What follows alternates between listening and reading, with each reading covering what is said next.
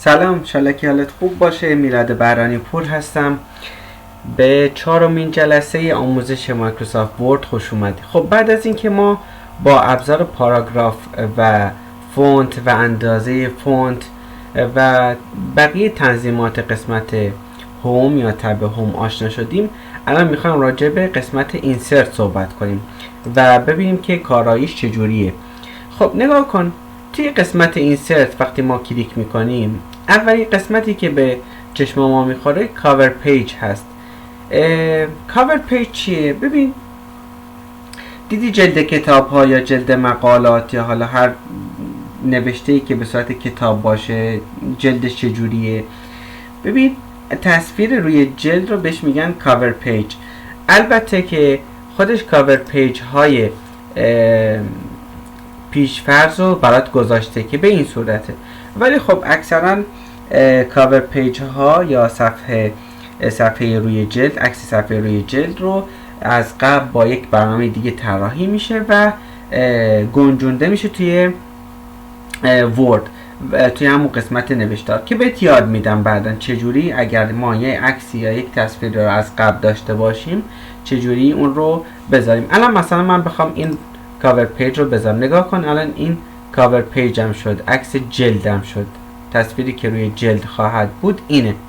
میتونم اینجا بنویسم مثلا راجع به امام زمان بود دیگه، یک مقوله، نه مقاله، مقوله یعنی یک مبحث خیلی کوچیکی، یک مقوله ای، مثلا مقوله ای، ببخشید، مقوله ای راجع به امام زمان.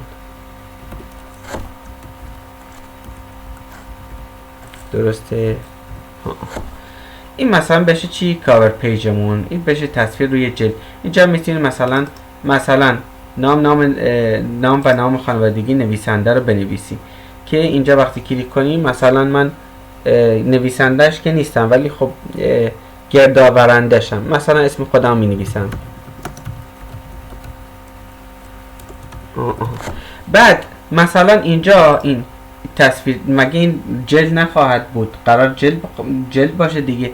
خب از این خوشت نیومد، از این فونت اینو کافی علامت بزنی، بری قسمت هوم، همون تنظیماتی که قبلا گفتیم، مثلا اینو نستعلیق کن. نستعلیق، بیا، گفتیم که نستعلیق باید یه مقدار فونت رو بزرگ کنیم. میخوای قرمز رنگ باشه، میخوای چه میدونم بنفشش کن، آبیش کن، هر رنگی که دلت خواست رو بذار. اصلا میخوای هایلایتش کنی، بیا هایلایت شد، اوکیه؟ به همین راحتی. خب این از کاور پیج. حالا ما اگه کاور پیج رو نخواهیم کافی یک بک اسپیس بزنیم یا کنترل زد یا همون آندو. حالا من کنترل زد رو میزنم که برگردم به تنظیمات اول. نگاه کن، هر تنظیمی که قبلا انجام دادم اینجا برام نمایش داده میشه. خب کاملا خب برگشتیم سر همون جای قبلیمون. اینو من بذار ببرم بالا که اول خط بشه. خب پس گفتیم چی؟ کاور پیج همون تصویری که روی جلد قراره بیاد. اکثر کاور پیج ها طراحی مثلا طراحی یک شخصی هست که توی مثلا فتوشاپ طراحی میکنه و بعد توی ورد میذاره. خب اما پیج بلانک چیه؟ مثلا من اینجا کاور پیج گذاشتم، بیا کاور پیج گذاشتم، درسته یا نه؟ یه رفت پایین. حالا میخوام فهرست اضافه کنم، میگم ای یادم رفت من فهرست بعد از این اضافه کنم، یا نه بسم الله الرحمن الرحیم، یا نه مشخصات تألیف یا هر چیزی که هست. کافیه پشت این جمله اول بزنم بلانک پیج. نگاه کن، یه صفحه قبل از این باز شد.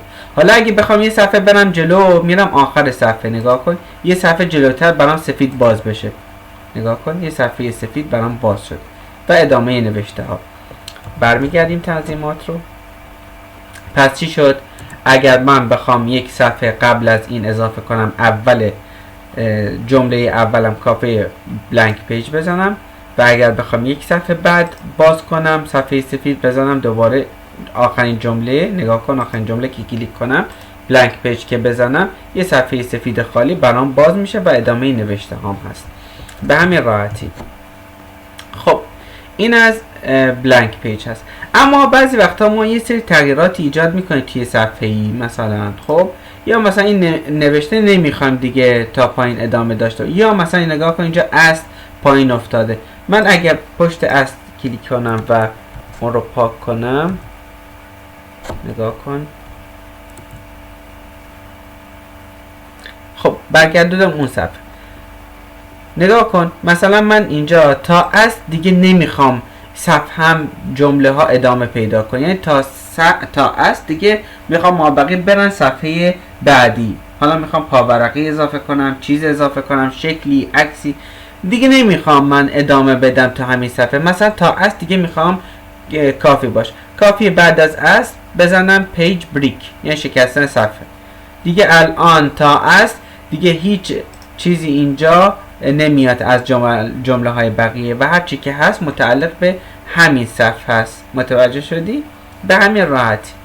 پس کاور پیج تصویر جلد بود، بلانک پیج صفحات سفید، حالا یا قبل یا بعد، بستگی داره که ما کجا بخوایم صفحه سفید رو بذاریم. و پیج بریک هم شکستن صفحه هست که یعنی تا جایی که من دلم بخواد میخوام جملات ادامه پیدا، مثلا تا است بالایی میخوام ادامه پیدا، باز پیج بریک که بزنم نگاه کن پرید دیگه پایین، حتی نقطه هم پرید پایین. یه آندو برم، کنترل زد، کنترل زد. خب روی همون تنظیماتی که قبلا بودیم گفتیم بعد است اگر نمیخوایم میذاریم پیج بریک و تا است نگه. خب به همین راحتی این سه تا تنظیمات رو یاد گرفتیم. خیلی راحت بود، دیدی یا ندیدی؟ اما اصل درسمون امروز میخوایم راجع به اضافه کردن تصویر و تنظیمات تصویر صحبت کنم. خب نگاه کن مثلا من یک مبحث خوب و مناسب با تصویری که از قبل آماده کردم پیدا کنم. مثلا مکان ولادت نه، مثلا من میخوام پیش مکانهای منسوب به امام زمان تصویر جمکران رو اضافه کنم. مکانهای منسوب به امام زمان، درسته؟ بذار اینو پایین بیارم که بتونم راحت روش تنظیمات ایجاد کنم. خب کافیه من بعد این قسمت کلیک کنم، بیام تو بازم توی اینسرت، ما کار به تیبل فعلا نداشته باش، جدول فعلا نمیخوایم اضافه کنیم، فعلا عکس میخوایم اضافه کنیم. کافیه روی این فلشه کلیک کنیم. این استاک ایمیج یعنی تصویرهایی که از قبل مایکروسافت خودش آماده کرده، باید به صفحه خود مایکروسافت یعنی متصل بشی که بعضا نیاز به VPN هست، ولی شما لازم نیست از این استفاده کنید. آنلاین پیکچر بازم اگه کلیک کنی میگه نیاز به دسترسی به اینترنت داری و طول میکشه. من به نظر من، به عقیده من، همیشه اگر بخوای یک تصویر اضافه کنی تصویرت از قبل آماده باشه. حالا انشالله توی جلسات بعدی که برای معلم های عزیز که همکار خودم هستن راجع به طراحی سوالات امتحان صحبت کنیم، کامل راجع به این موضوع صحبت میکنیم. ولی الان میخوایم ما یک تصویری اضافه کنیم اینجا. میام رو قسمت پیکچر، گفتم کار به این دوتا مورد نداشته باش، اصلا اینا هیچ کمکی بهت نمیکنن. تصویر از آماده کن، میری تو قسمت دیس دیوایس. الان یه صفحه برات باز میشه که این صفحه میگه مسیر اون عکسی که میخوای بذاری رو انتخاب کن کجاست. حالا توی درایو دی باشه، توی درایو ای باشه، اف باشه، یا مثلا من دوتا تصویری که آماده کردم و توی دسکتاپ گذاشتم، یه کلیک میکنم روی دسکتاپ، مثلا این عکس جمکران هست، اضافه کردم. میبینی که با اضافه کردن عکس یه جوری به هم میریزه، هم نوشته ها هم عکس. خب اینو چجوری من تنظیم کنم؟ میخوام این عکس رو پایین بیارم، عکس رو میخوام یه خورده بزرگتر کنم، یه تنظیماتی روی عکس ایجاد کنم. نگاه کن با اضافه شدن عکس یه سری تنظیمات اینجا باز میشه برات. هیچ استرس نداشته باش، هیچ سردرگمی نداشته باش. الان همه رو برات توضیح میدم.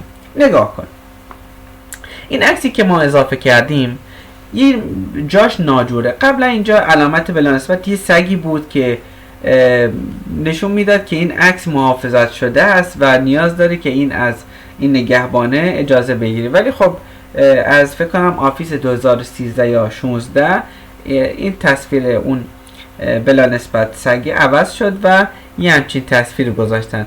این به این معنیه که تصویر رو میخوایم جابجا کنیم. روی این که کلیک کنی نگاه کن حالتهای مختلف عکس رو برات نشون داده. میگه میخوای وسط نوشته ها باشه عکس. ببین وسط نوشته ها اگر کلیک کنم، ببین هر جا من عکس رو بکشم، هر قسمت که بخوام وسط نوشته باشه، نگاه کن نوشته ها چجور در دو طرفش قرار میگه. نگاه کن مثلا نوشته مسجد سهله مقامی در این مسجد منسوب به امام زمان است. دیدی یا ندیدی؟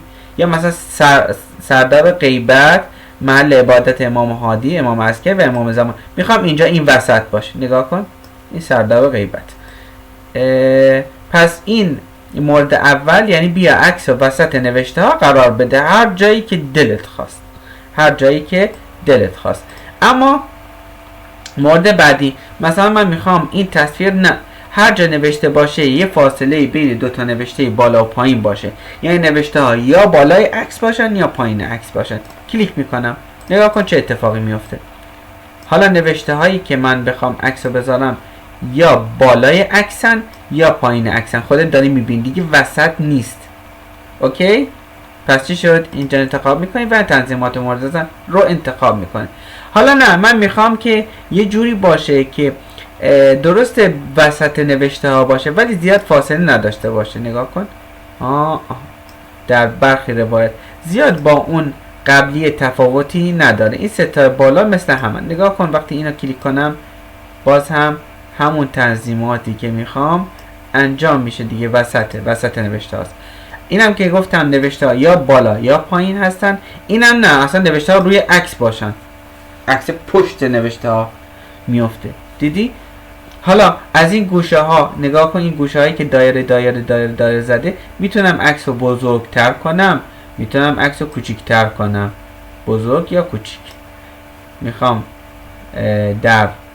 به صورت عمودی بزرگش کنم، اینم به صورت عمودی. میخوام به صورت افقی بزرگش کنم، اینم به صورت افقی. خب نوشته ها که معلوم نیست، کاری نداره، نوشته ها رو علامت بزن، یه رنگ انتخاب کن که نوشته ها توی عکس معلوم باشن.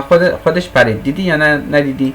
خب مثلا من فونت 14 انتخاب میکنم و رنگ فونت هم اگر سفید باشه فکر کنم خوب نمایش داده میشه. بعد البته نه زیاد. یه فونتی رو انتخاب کنیم، هر فونتی که انتخاب کنیم نمیشه. قرمز بهتره. نگاه کن قرمز الان نشون داد. دیدی؟ پس این نوشته ها روی عکس اومدن. میخوام نه اصلا این تنظیمات اتفاق نیفته، عکس رو کوچیک میکنم از هر طرفی که بخوام. حالا میخوام گفتیم که این عکس رو من میخوام که کجا ببرم؟ بالا ببرم بذارم. خب من اینترنت رو خاموش کنم که این علائم آپدیت نیاد برام و روی قسمت عکس کافیه کلیک کنم و بکشم بالا. نگاه کن میکشم بالا. مسجد جمکران در قم. خب میخوام اصلا این زیر نوشته مسجد جمکران در قم بیاد. باز هم تصویر رو من انتخاب میکنم، بذار جایی برم که بتونم تصویر رو انتخاب کنم. خب تصویر انتخاب کردم. گفتیم که تنظیمات معمولا این آخری هم بگم که میخوام عکس اینجوری باشه. نگاه کن الان عکس بالای نوشته ها هست، به جای اینکه پایین نوشته ها باشه بالای نوشته ها قرار گرفته. دیدی یا ندیدی؟ حالا اگر نمیخوای همچین اتفاقی بیفته، معمولا این قسمت رو من برات توصیه میکنم یا حالا وسطی، هیچ فرقی نمیکنه. ولی خب من میخوام جفت مسجد جمکران در قم بیاد. جفت مسجد جمکران در قم بیاد. خب عکس این مقدار کوچیک میکنم، میبرمش بالاتر، این فاصله رو کم میکنم بین این قسمت. خب اگر میبین ناجوره باز از این قسمت بیا بالا یا پایین، بالا یا پایین عکس. خب این عکس رو من بزرگ میکنم که اینجا باشه مثلا، به همین راحت. هر جا هم دیدی نوشته اومد پایین خواستی بره بالا، عکس رو بکش پایین، نوشته خود به خود میره بالا. به همین راحتی عکس رفت بالا. حالا من این عکس رو کوچکتر کنم که بقیه تنظیماتش رو بهت بگم که به چه صورت هست. خب حالا نگاه کن ادامه تنظیمات. بعضی وقتا من میخوام پس زمینه عکس حذف بشه. کافیه بزنم الان روی تنظیمات عکس ما کافیه بزنم remove background. وقتی روی این کلیک کنم نگاه کن قسمت صورتی ها میگه قرار حذف بشن. خب ما که بعضی میگن شاید بگن که نه ما مسجد رو میخوایم و اون تصویر شبیه امام زمان که اینجا ایستاده رو میخوایم. خب کافیه روی قسمت مارک areas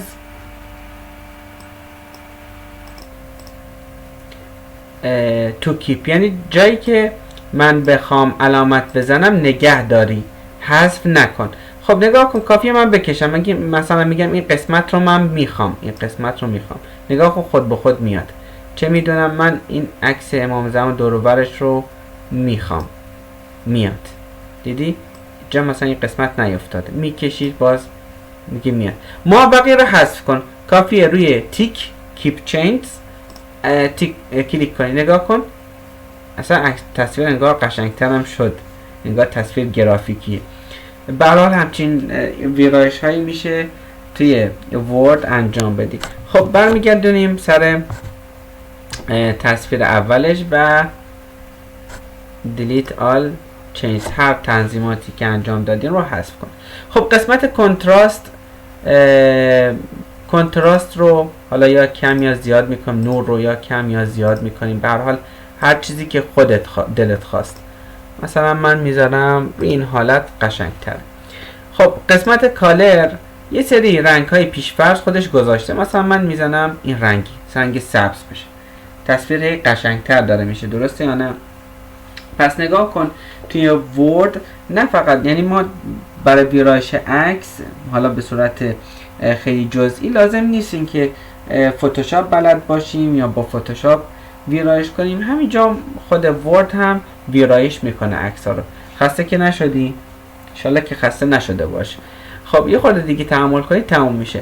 حالا نگاه کن قسمت افکت، یعنی ببین دیگه افکت های مختلفی اینجا میان، هر کدوم که من بذار عکس رو بزرگتر کنم که متوجه بشی. قسمت روش کلیک میکنم، قسمت افکت نگاه کن، ساده افکت ها نگاه کن، مثلا این افکت اینجوری شیشه است، چه میدونم تار مات، نقاشی سیاه‌سفید، چه میدونم همچین تصویری هست، مربعی باشه، به این شکل باشه، به این شکل باشه، نگاتیو باشه، هر تنظیمی که خودت خواستی. اگرم نخواستی کافیه روی هر جایی که باشه کلیک کنی که خودش منصرف بشه.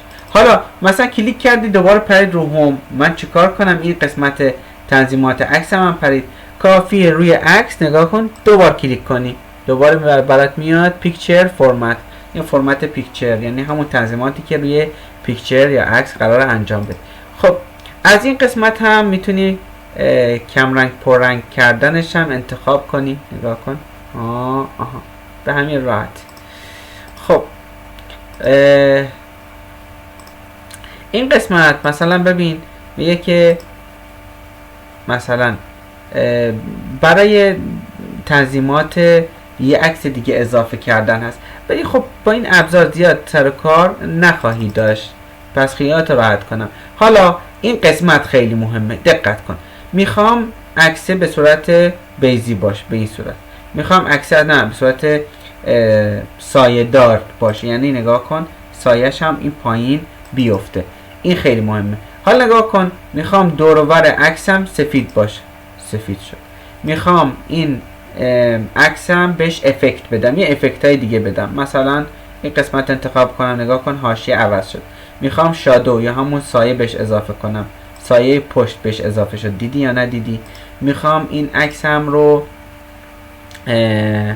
مثلا به این صورت تنظیم روش ایجاد کنم یا تغییر روش ایجاد کنم. نگاه کن این سایه‌اش که هست، نگاه کن سایه که هست پایین، نمیتونم هی موس رو بیارم این ور. خب نگاه کن سایه یا نزدیک میشه یا دور میشه یا کل، مثلا میگم من کل این چیزی که هست رو سایه برام بنداز، نگاه کن سایه برام انداخت. دیدی یا ندیدی؟ خب دوباره قسمت پیکچر افکتس، قسمت گلو، همون رنگی که قراره بهش بدم، مثلا حاشیه‌اش قرمز رنگ باشه، نگاه کن حاشیه قرمز رنگ شد. و میخوام 3D باشه، یعنی سه بعدی باشه عکس. بیا نگاه کن چجور عکس داره عوض میشه. این مثلا فکر کنم قشنگتر باشه، انگار یه عکسی رو انداخته باشن. به هر حال قسمت افکت، تو هر افکتی که دلت خواست رو میتونی روی عکس ایجاد کنی. نگاه کن مثلا این یه افکت دیگه است. خب بعضی وقتا که گیر کنه، الان این گیر کرد عکس، چیکار کنم؟ نه میاد میخوام این ور بیان سمت چپ یا سمت راست، به خاطر اینکه سایه اینا بهش انداختی نه نمیاد. دوباره از این قسمت باید تنظیمات رو عوض کنی. باز اگر عوض نشد چیکار کنیم؟ نگاه کن نوشته فیکس پوزیشن. از این قسمت فیکس پوزیشن یعنی هر جایی که من دلم خواست عکس رو میخوام جاشو عوض کنم، که باز هم میبینی که عوض نمیشه، یعنی در هر گزینه‌ای که بزنی عوض مال همون سایه‌ای که بهش دادی. یعنی این سایه رو که حذف کنی دوباره عکس قابل جابجا شدن میشه. پس این قسمت افکت میتونی افکت های سه بعدی، افکت های مثلا نگاه کن این مثلا میخوام عکس یه خورده برجسته باشه، نگاه کن پایین اگر نگاه کنی برجسته شد. هر تنظیمات و افکتی که میخوای میتونی روی عکس اینجا پیاده کنیم. خب قسمت پوزیشن هم میگه کجای صفحه میخوای تصویر باشه، این و پایین، پایین وسط، پایین سمت راست، وسط، بالا سمت راست، به همین راحت. اینم که گفتیم همون قسمت تنظیمی که میخوایم جای عکس رو مشخص کنیم باشه.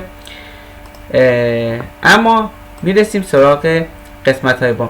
حالا اینا چی هن؟ این بینگ فوروارد و سند بکوارد اینا چی هن؟ نگاه کن وقتی به این کلیک میکنی، مثلا فرانت رو من انتخاب کردم، میبینی که هیچ تغییر خاصی روی عکس ایجاد نشد. نمیخوام بهت بگم این ابزار کاربرد نداره، نه به دردت نمیخوره. ببین کارایی من، هدف من از این آموزش این که اولندش که دانش آموزها، دانشجوها، معلم های محترم، کارمندها و هر شخصی که با ورد، حتی کافینت دارها یا میخوای کافینت داشته باشی، هر شخصی که با ورد سر و کار داره آموزش های مفید بدم.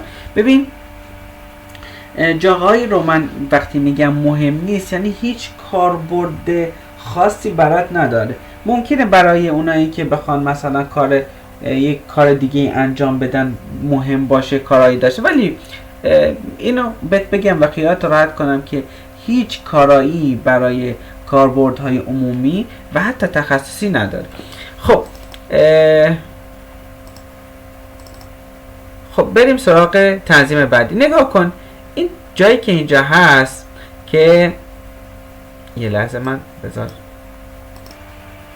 خب نگاه کن قسمت Align Object، این یعنی هر جا که میخوای، حالا ما گفتیم که تصویر قفل شد و دیگه تکون نمیخوره، از این قسمت Align Object میتونی مثلا بزنی که این عکس بره وسط، این عکس بره چه میدونم بالا، این عکس بره پایین. همون کاری که میتونی با موس نگاه کن انجام بدی.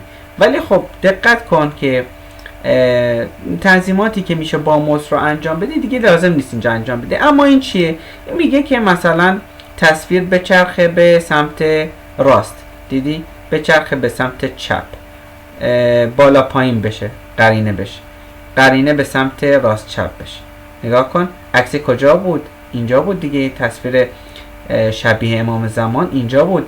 ما وقتی اینو روی این بزنیم نگاه کن چجور تصویر چپ و راست شد، یعنی قرینه چپ و راستی شد